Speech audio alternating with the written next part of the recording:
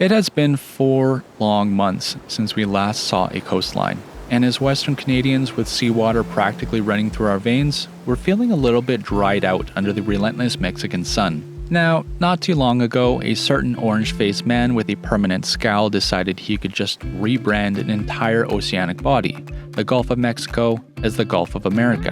Bold move, especially considering the population of Earth has spent their entire lives calling it, well, the Gulf of Mexico. Since we're already in the Mexican state of Veracruz, we figured we'd head east and conduct some highly scientific, boots-on-the-sand research to confirm whether this whole Gulf name change situation has actually stuck. Folks, there's a lot of hot weather, salty air, and some top-tier misadventure ahead. We need to go see whose Gulf this really is. So buckle up and let's roam.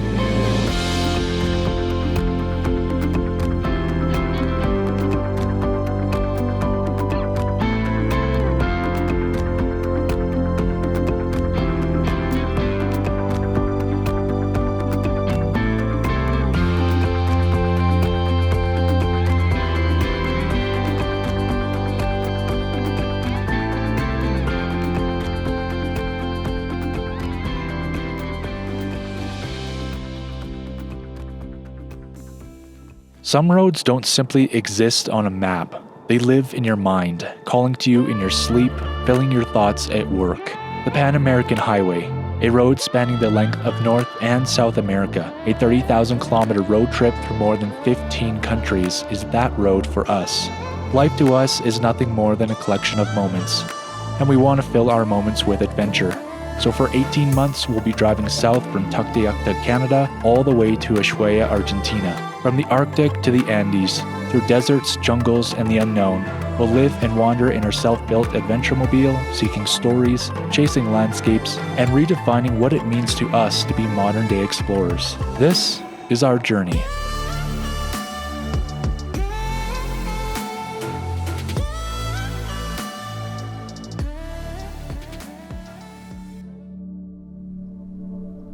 After nearly a week spent battling both illness and the thin air at over 10,000 feet, our weary, oxygen-starved bodies are longing for the thick, sea-kissed air of the coast. It is finally time to descend to sea level.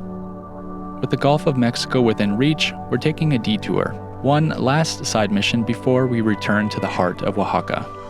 Ahead of us lies a long day on the road, a journey that will carry us through shifting landscapes and a dramatic rise in temperature. From the heights to the heat, the road unspools before us. Time to follow it all the way down.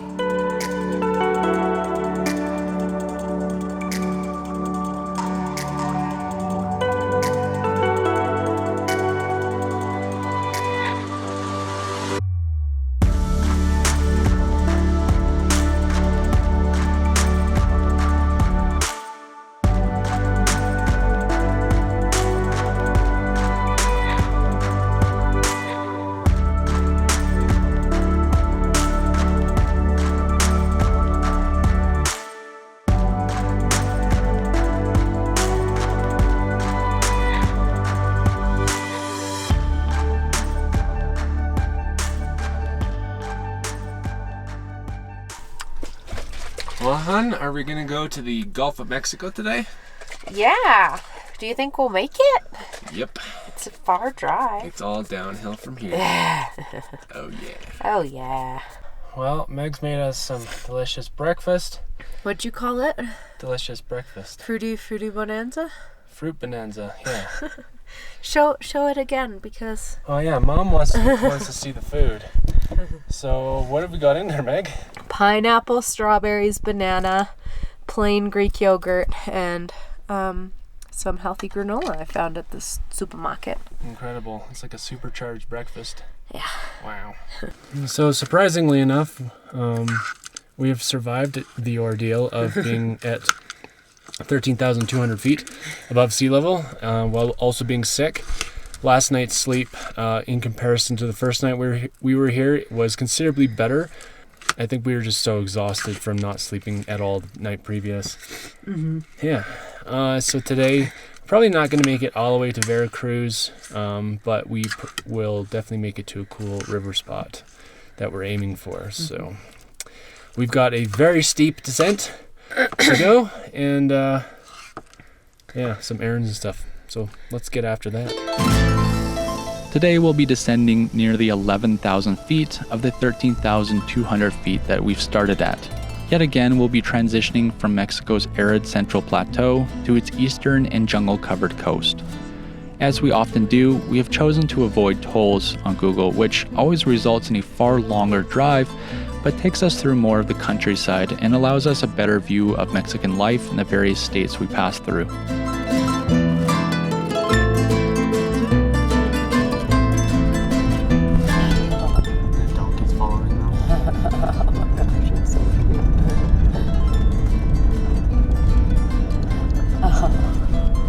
Donkey? Look at this donkey. Oh, sorry. Filming.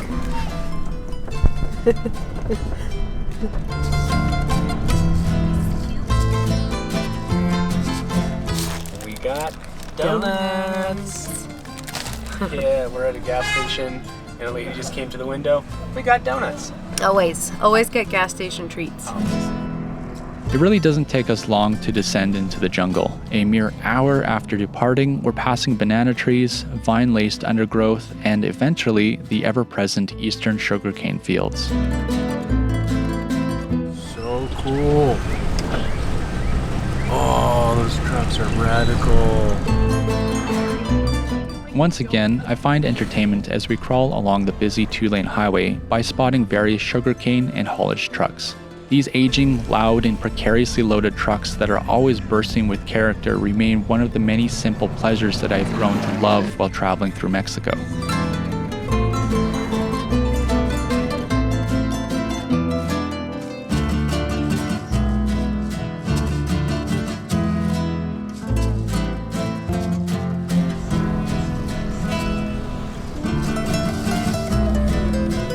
And while I ogle various colorful vehicles that we encounter, Meg sits there and longingly stares down all the fruit vendors that we pass. Unfortunately, we are already almost overloaded and therefore cannot fit all of the fruit into the van. Coscomatepec. Coscomatepec. Yeah. Coscomatepec.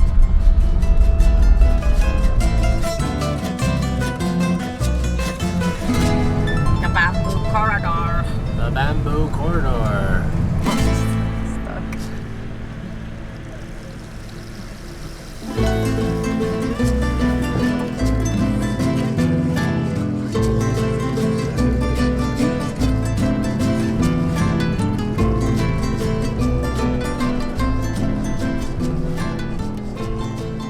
6 hours of driving later, we've descended into a river valley which marks the start of the end of our journey from Pico de Orizaba to Jalcamulco, a small river town alongside Rio La Antigua.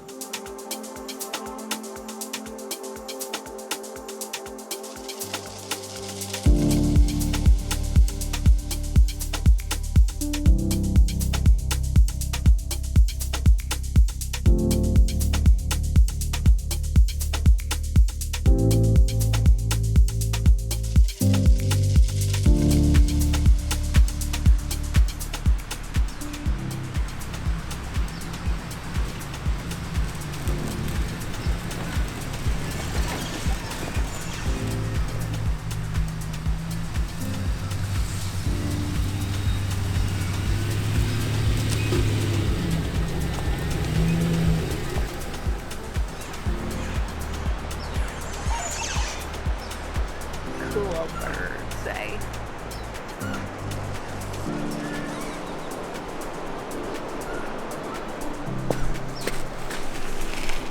Oh, it's like a nice temperature. It's been a while since we've seen water.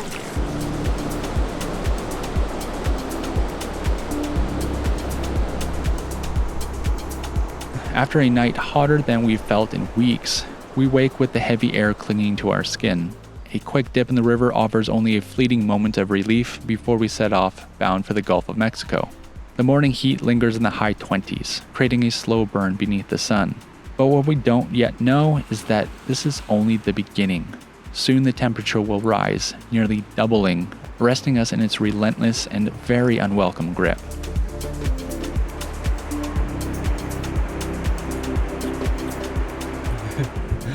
Well, we are bathed in fresh water, and now we're gonna go find some salt water. Yeah. Time to go see the Gulf of Mexico. And the ocean for the first time in like 6 months. Yeah, that's wild. Yeah. Okay, let's do it.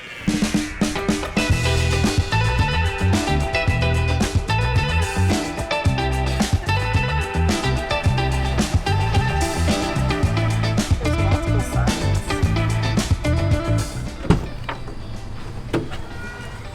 Did you get some pineapples? I got a pineapple and a papaya. Look at this nice looking papaya. That's a nice looking papaya. It's huge. Holy moly. Yeah, this is average. Very nice. Yep, just some dash fruit as usual. See? Meg and I have this kind of like running debate about dash fruit, and I want to know all of your opinions on dash fruit. Me as a guy and the driver, it kind of drives me nuts. I don't really care for seeing fruit up in the dash. Meg loves it because she just loves fruit and gets to stare at it all day. So let us know what you guys think. Are you for or against dash fruit? The terrain has evened out as we pass from the eastern slope of the Sierra onto the long agricultural plains. And after a few more hours of driving and a few more degrees in temperature, we get our first glimpse of our destination, the coastline. The air is thick with the humid haze that obscures the horizon, but we can smell the salt and hear the crash of the waves in the distance. Despite the haze, it's immediately clear. This is most definitely still the Gulf of Mexico.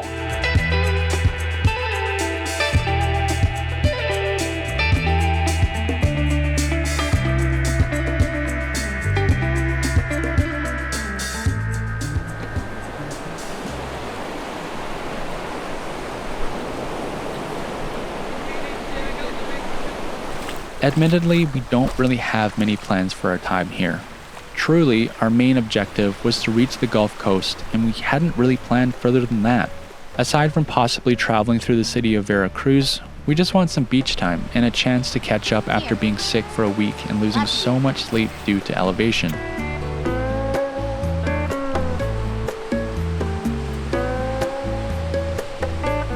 I'm not sure what possessed me, but on this day, I decided I was going to attempt sushi in the van. First, I slice up some zucchini because I don't have a cucumber and an avocado.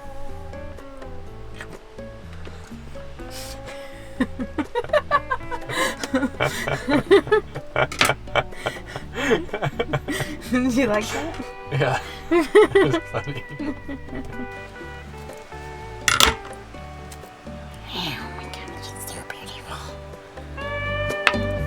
In the background, the sushi rice I prepped earlier is cooling. I seasoned it with rice vinegar and a bit of agave for that quintessential sushi tang. For the main filling, I'm making a simple salmon salad. Just a tin of salmon mixed with lime juice, soy sauce, and a generous squeeze of Kewpie mayo. To assemble, I lay a sheet of nori on saran wrap, since I don't have a bamboo mat, and spread the sticky rice on top with wet fingertips. Oh, this isn't room temperature. Oh, don't know what that's gonna do to my sushi. Then I add my fillings and roll it up as tightly as I can and slice.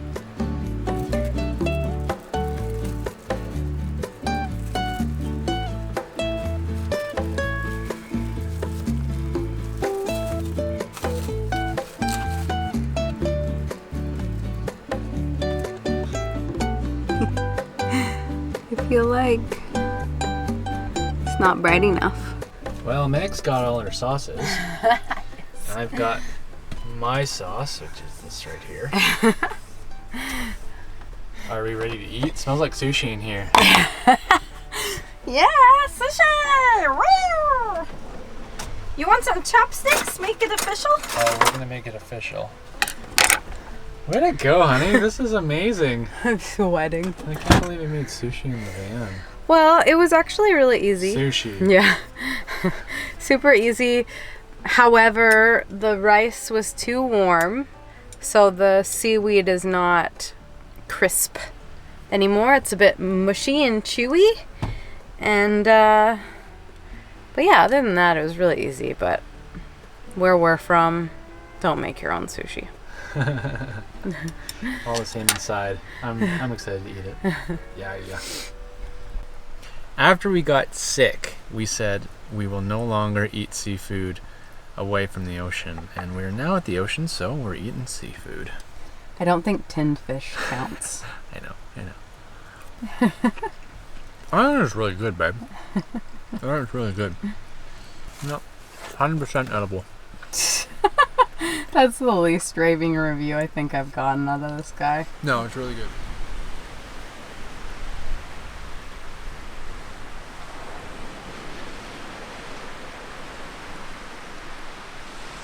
Well, we are officially in hot humidity country. Temperature kind of like differs from 30 degrees to 25 degrees Celsius here overnight. So it was a quite warm, hot sleep last night. And it's probably only gonna get worse than this for the next 4 months. So we're going to have to acclimatize quickly.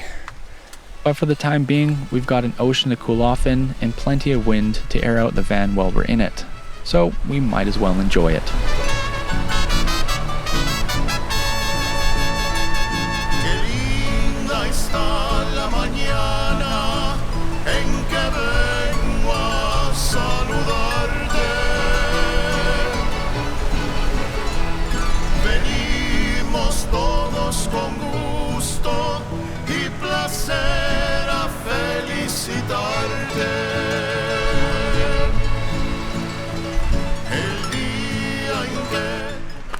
I think it's one of these it's a jumping spider.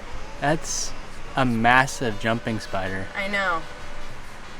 Well, I think so. This is not what a baby tarantula looks like. Oh man, I can like see his eyeballs and everything. Whoa. Oh, look at him, he's so cute. Nope. He's so cute. If only I thought spiders. Okay, babe, don't. What? I'm right here. Okay. It's gonna jump at me. Well, it's our second morning here at this spot on the Gulf of Mexico, and I'm just walking over to see if there's another spot further that way that has better access to the ocean. Let me tell you, this heat and humidity is crazy. We just feel wet all the time. This is something as Western Canadians that we don't really experience very often, and it's very foreign, so it's something I guess we're gonna have to get used to.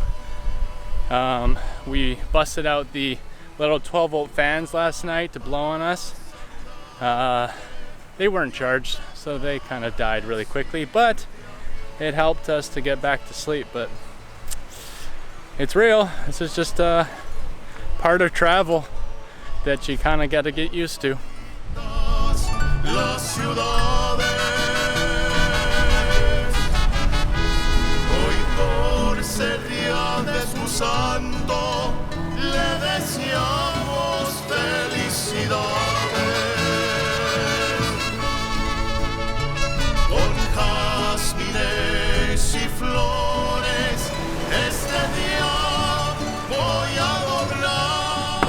Okay, we've done like a half pack up job. We're gonna move over to another spot that's a lot windier. Which sounds weird, but wind is preferred in this situation because it's moving air that makes it a heck of a lot cooler.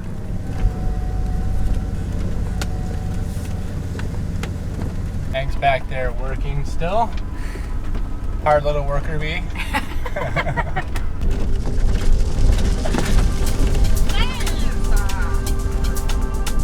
If you're enjoying this film and want to see more, be sure to hit that subscribe button and give us a like. It's a free and easy way to help our videos make it to a wider audience.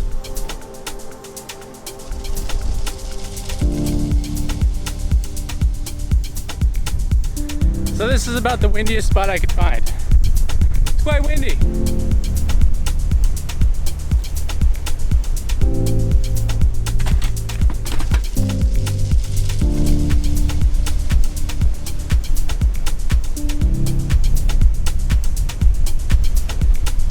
We spent a full 3 days in this spot, a heck of a lot longer than we've spent in many of the places previous, allowing ourselves the time we needed to recuperate. As I've spoken about before, you never know what's around the next corner when you're traveling overland. You can only plan so far ahead before whatever plans you've made become too complex and too fragile. All of our plans need to be held loosely because everything is always subject to change. Outside of the small routines we create for ourselves close to our vehicle, nothing is actually predictable or definite. So when a time comes that you can really sit back, relax, and enjoy a period of time that you don't have to move, you take that moment. As we'll soon find out, taking this time to be still was already preparing us for a couple days of challenging misadventure.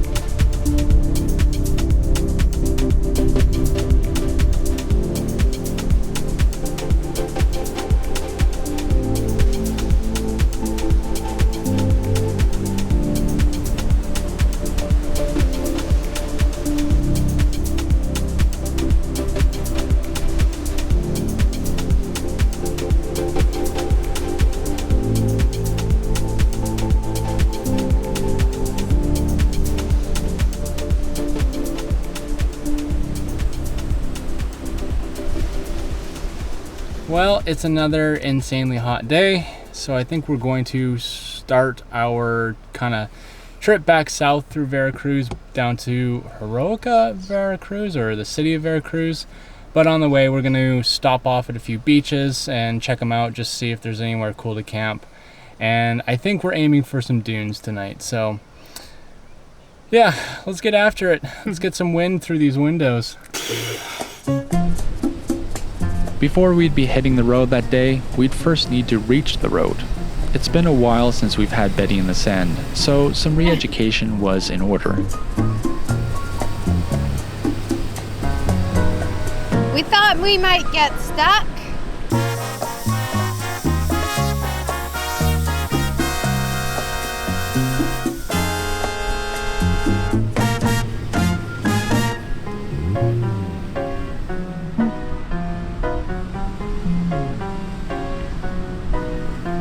Needless to say, had I just carried the speed from the start, I'd have been through without any problems. Just add it to the list of things we need to live and learn.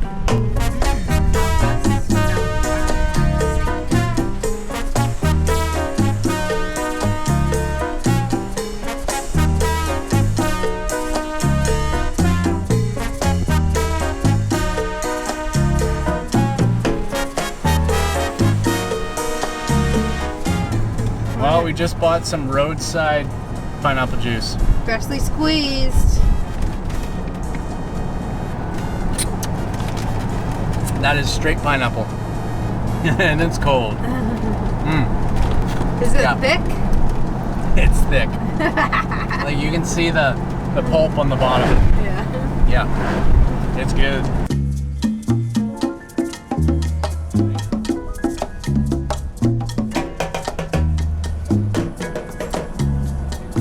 All right, so we're almost at our destination, and I just took a look at the weather, and it is currently 39 degrees Celsius, feels like 43, and the coolest it's gonna get tonight is 27 Celsius, feels like 29.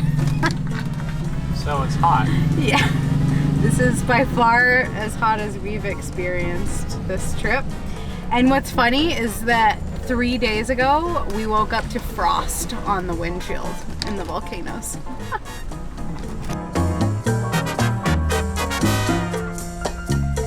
After hours of slow roasting in a rolling sweatbox, we had finally found the beach. Without hesitation, the tires carved a path straight to the foot of a coastal dune, our chosen refuge for the night. Dreams of cool ocean breezes and the rhythmic crash of waves filled our sun-dazed minds, lulling us into the false hope that nature might show us a little mercy. Unfortunately, we were sorely mistaken.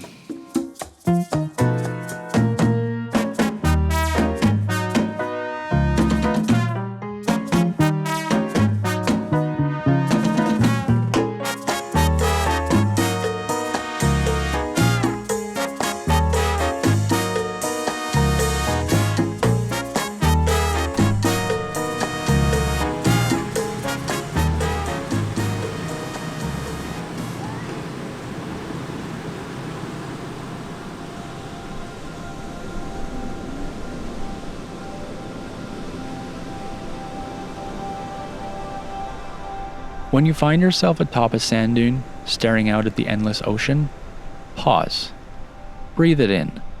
Take note of the cool wind on your skin, the sound of the waves below, the taste of the salt in the air. These are the moments that stitch a life together. This is the glue. Not the milestones, not the grand gestures or the accolades, but the quiet, fleeting ones that seem to slip by unnoticed. The ones that, in the end, truly mean everything.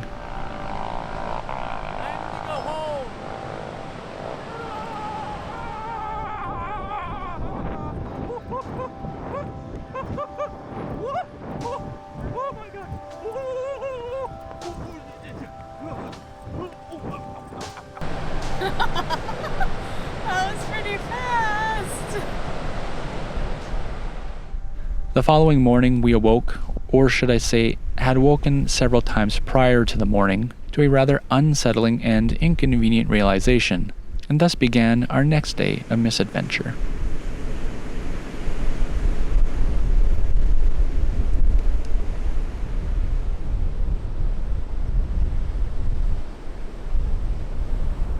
Well, it's the morning time, and we've learned the hard way about sleeping on a sand dune. We both got woken up last night as the wind kicked up, and there is sand blowing over our faces. Now we have like all the windows open in the van because it's so hot, and apparently the fine sand here can fit right through the like the netting on our windows. So our bed is now full of sand, and everything in the van is coated with sand, even the dashboard. I had my driver door window just open a crack, and all the sand just went like that and in and coated everything up front. All of our bedding in the front seat here is coated, floor's coated, all of my camera equipment is covered in sand. So I'm not so certain we're going to sleep in the dunes again tonight. We were thinking of going all the way up that way to the point, but if this is going to happen again, I don't think so. Live and learn. That's what we've been doing a lot of lately. You can see that the whole dashboard is covered in sand because this window here was just a crack open. You can see it's all over everything. Good thing we have an air compressor. All of the counters are all covered in sand. You can see all of that.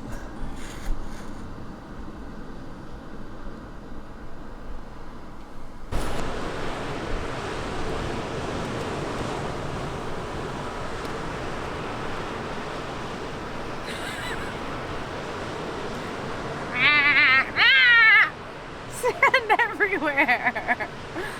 It's in my mouth. For the last 24 hours, every time I crunch down on my molars, I get sand. As you can see, lots of sand. I might just have to get the compressor and do my best to blow it all off. Okay, well, this spot is quickly proving to be not a good spot. We were intending to work and then move further up the beach to the point, but everything is just filling with sand. It's like literally whipping around the van. Everything is crunchy and grainy right now, so we're gonna head further down the coast to a spot that's a little bit more protected, and we'll stay the night and then go into Veracruz tomorrow. So thanks.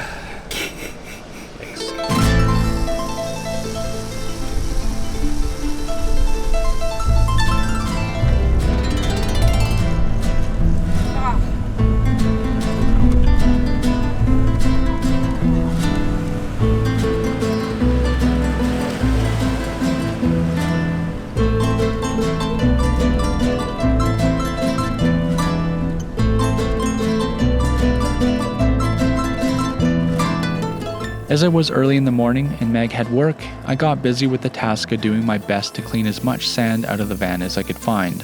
For the next hour, we sat on the side of the road, just off the beach, with our doors open in the early morning heat, and proceeded to pull everything out, sweep every surface, and hope that we found all the sand. Misadventure number 1. Well, we did it. That was a lot of work to get all the sand out of the van, and I think we're still going to be finding sand for the next few years. But yeah. yikes. All right, on to the next spot. Hopefully it's a little bit more sheltered. I don't think so. No, no, no, no, no, no.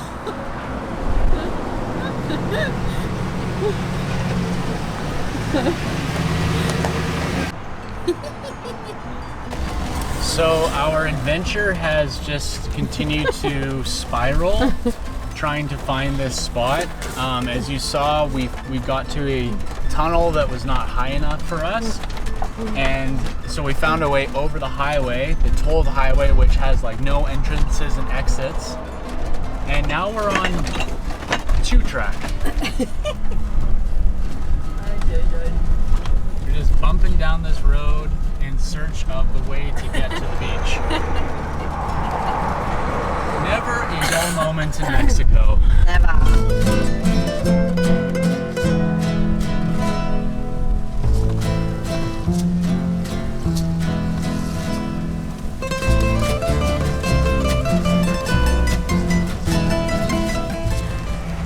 30 minutes later.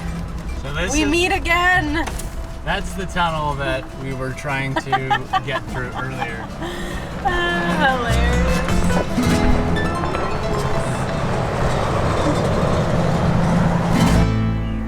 The adventure continues. That looks like a very gated road. Well, all plans have changed. After getting to that gate, we did a whole bunch of looking around on the GPS image, and because of this toll highway that's right beside us, that has a big meridian in the center, and there's not a lot of options to cross it. Our options for getting to the beach are really limited if we don't want to do like crazy out and backs. So we've just found another spot that is really close to Veracruz, just north, and we're gonna attempt to make it there. It's not on iOverlander, and it's, I don't know, it could just have a gate there for all we know, but we're here to adventure, and that means misadventure too. Just some speed bumps here. So that's what we're gonna do. We're gonna go and see if we can find our way to a distant beach.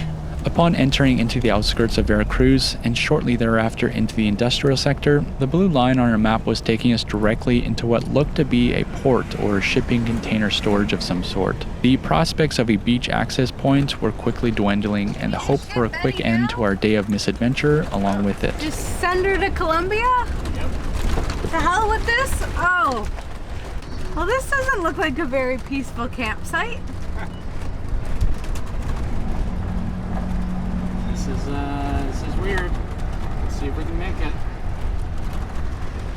Well, the adventure continues in the worst possible way. Google has taken us past some kind of container port, and we got to the end of the road here that we're on, and came up against a bunch of guys in what looked like a tire barricade, and they were blocking the way to the beach. So apparently we can't go that way, and at this point we're out of options for camping on the beach. So we're going into Veracruz just to get food and supplies and maybe do some laundry, and then we're out of here and heading back to the mountains, because there's very, very little camping in Veracruz as far as we can tell, and like the one campground that has a review on iOverlander is like, yeah, they seem kind of shady. So this is what happens, I guess. You just have days like this where you just can't find a spot. And we're still traveling through a port. So weird.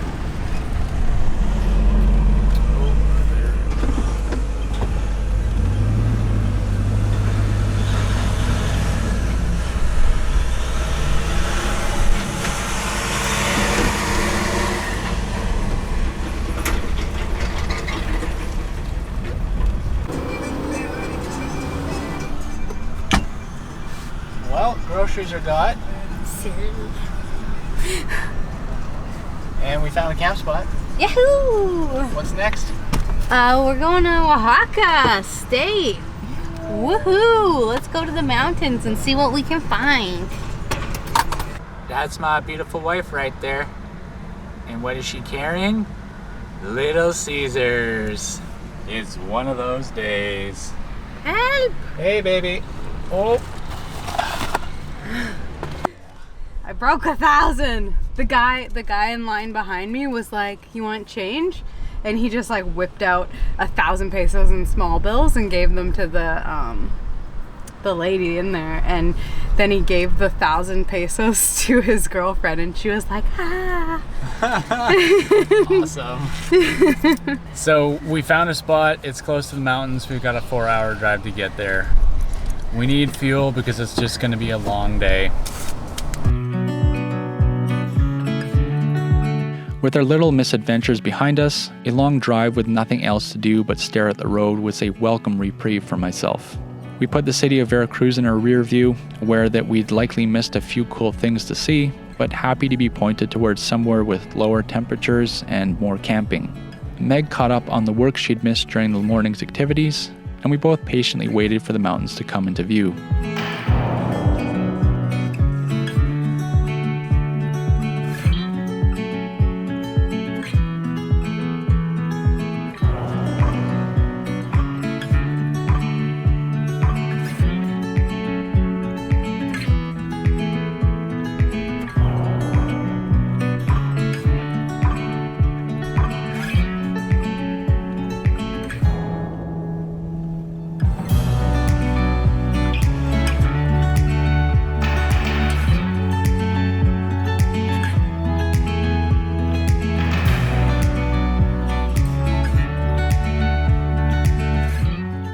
Bugs.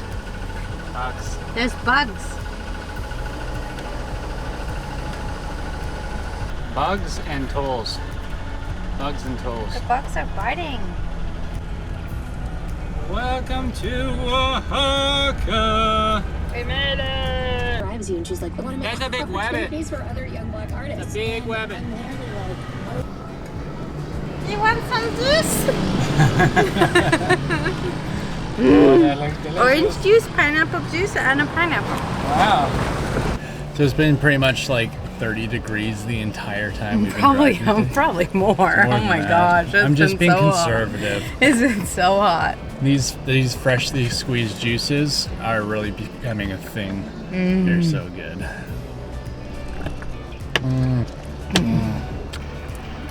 I was so parched. All my water is hot.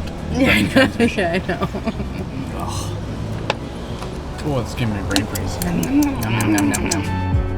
A few more kilometers into Oaxaca, we could see jungle-covered mountains in our windshield and the promise of cool river water and a manageable evening sleeping temperature. We were mercifully almost done for the day.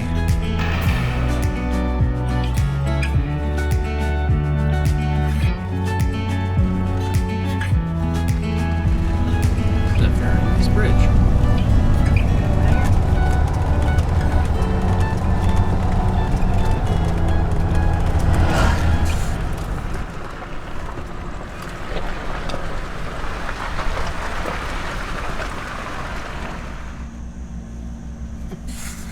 Well, honey, we're in. Yahoo! So I found this spot on the GPS image. It looked pretty good. And we came here and turns out it's a gravel pit. There's a guy working over there. I was just like, can we camp here? He said I have to contact the owner, and looks like we're good to go. So we're gonna go camp by the river tonight. It's gonna be great. And yeah, kind people everywhere. It's wonderful.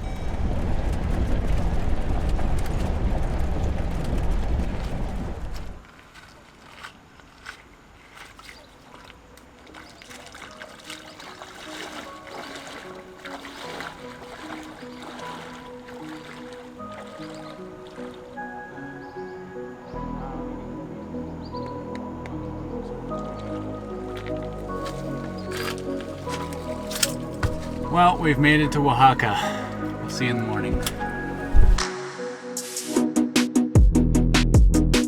The following day and the day after that, we spent right here on this little gravel bar, enjoying the cool water, hot sun, and peace. Another chance to recuperate a little bit before heading to the next place. We've been told a lot about Oaxaca, and we're eagerly anticipating what lies ahead. With our time spent at this spot, we'll be refueled and ready to go for another exciting week of exploring all that Mexico has to offer.